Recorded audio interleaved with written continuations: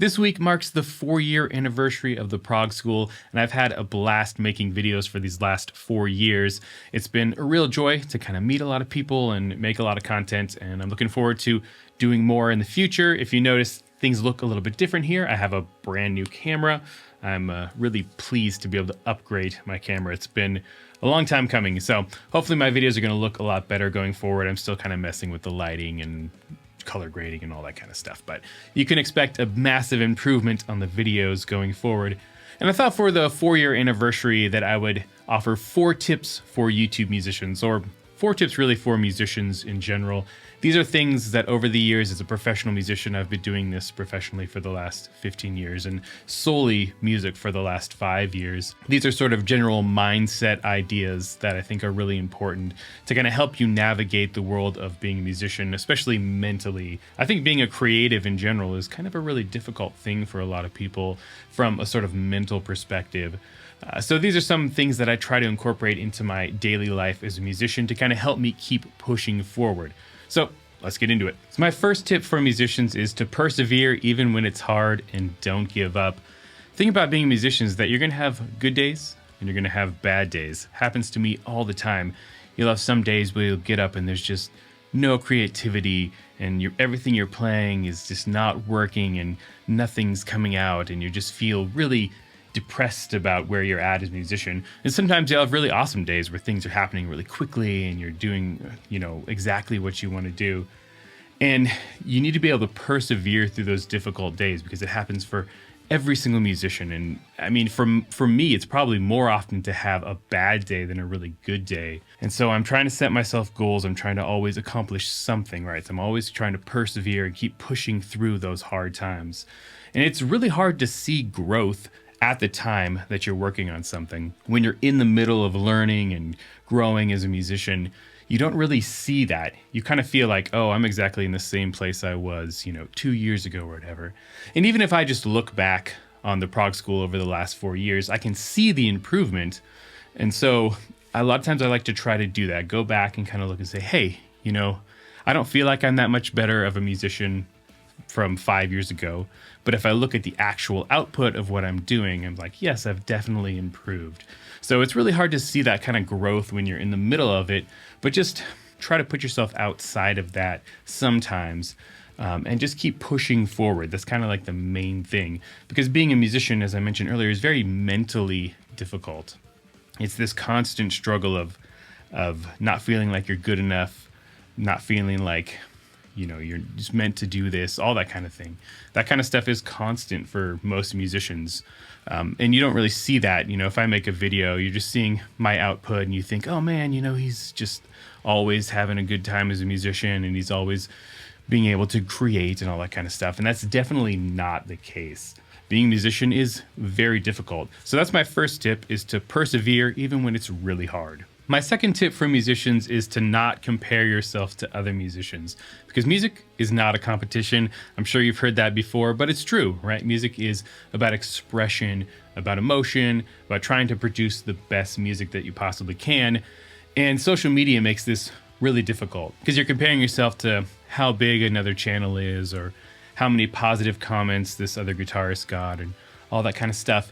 And it can very easily become a competition where you're trying to outdo someone else and trying to get more followers and trying to do all that kind of thing. But at the end of the day, that's not really what matters. It's something I still struggle with a lot. And I don't really go on Instagram, for example, very much anymore because of that kind of thing. Because I have a tendency to kind of feel inferior if I see incredible players. And so, for me, it's just been best for my mental state to kind of stay off of that for the most part. So that's another really important tip, I think, is not to compare yourself with other musicians, but to learn from them and try to grow. Tip number 3 for musicians is to take constructive criticism. And I think this one is really hard because most musicians have some kind of an ego, or at least they take things related to their music very personally. I know that I do. So for me, music is not only my profession now, but it's my passion. It's the thing I've spent the most amount of time in my life on improving my skills at, right? I've spent years and years, and I went to school for music, and I practice guitar all the time. So it's really hard to take criticism about something that is so personal to me and something I've spent so much time on. So when someone says, hey, your vibrato wasn't very good in this solo, like my first instinct is like, no, you're wrong, right? But the truth is that might be the case, right? And that actually happened to me recently. I put out a solo cover of the new Dream Theater song, Night Terror, when I did my analysis video. I covered the solo too because I just wanted to do that really quickly. I did it late at night and really quickly and stuff. And I had a couple comments about how my vibrato wasn't very good. And I was like, what are you talking about? And I went back and listened and I was like, oh, actually, yeah, that wasn't very good overall. And so when I record my next guitar cover, whatever that's going to be, I'm going to focus really hard on that because vibrato is kind of a weak area of my playing. And it's definitely something I want to improve more. And sometimes I do a good job and sometimes I don't. And so I want to be able to take that constructive criticism because these people were not being mean, right? They were just pointing out something. And I want to be able to take that and kind of apply that to my playing going forward. I've had other things too. I had someone comment that they didn't really like my mixes about a year and a half ago, that they were really harsh on their ears. And I was like really kind of hurt by that because I've spent a lot of time trying to improve my mixes. But then I kind of stepped back and looked at it and I was like, I think they might be right. I think my mixes might be a little bit harsh. And so I kind of made a little bit of an adjustment on some of my mixes after that. And I think it really improved a lot because I was willing to take that criticism, that constructive criticism, and try to apply it. But at the same time, you have to filter out what is constructive criticism and what is just trolling, because you get a lot of that too on social media, especially as you start to get a little bit more of a following. I'll get plenty of comments that are just like, this sucks, or this is terrible. And that's not constructive criticism, right? That's just trolls. People just, trying to stroke their own ego by commenting on your video. So that kind of stuff, I just ignore. So don't listen to the trolls, but also don't ignore all the negativity, because sometimes that kind of stuff can help you and help you to grow and be better.